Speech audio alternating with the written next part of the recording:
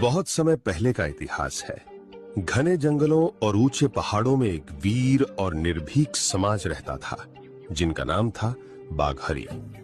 आज कई लोग इन्हें देवी पूजक या बाघरी कहकर बुलाते हैं, लेकिन हमारा असली नाम और इतिहास कुछ और ही है।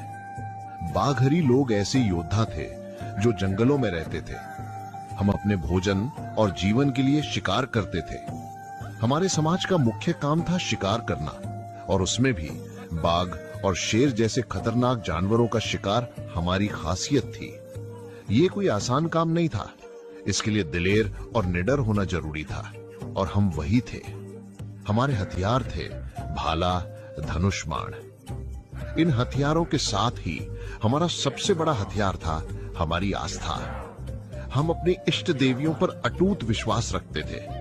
हम मानते थे कि चाहे हमारी गर्दन चली जाए, पर देवी का अपमान नहीं होना चाहिए। यही आस्था हमें शक्ति और साहस देती थी। जंगलों में रहना, बाघ शेर जैसे हिंसक जानवरों से आमना सामना करना और उनका शिकार कर पाना, यह सब हमारे रोजमर्रा का हिस्सा था। लोग कहते थे, जो बाघ का मांस खाता है वो कैसा होगा। हम खतरनाक थे, लेकिन उस खतरनाकी में हमारा साहस, हमारी कला और हमारा इतिहास छिपा था, न कि कोई बुराई। एक बार की बात है, हमारे इलाके के आसपास के 2-3 गांवों में एक खतरनाक आदमखोर बाघ आ गया था। उसने कई लोगों को मार दिया था। गांव के लोग डरे सहमे थे।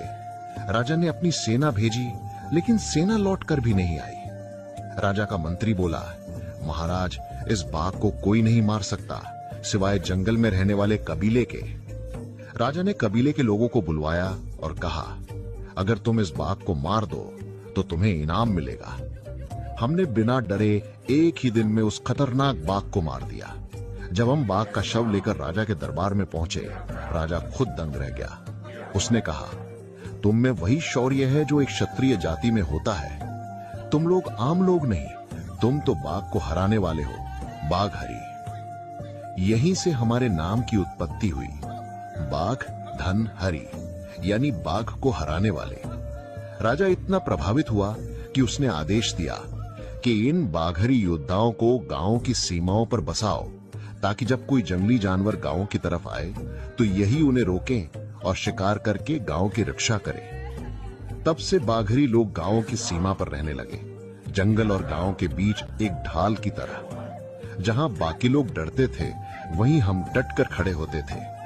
राजा ने पूरे राज्य में घोषणा कर दी, बाघरी लोगों के बिना शिकार करना नामुमकिन है।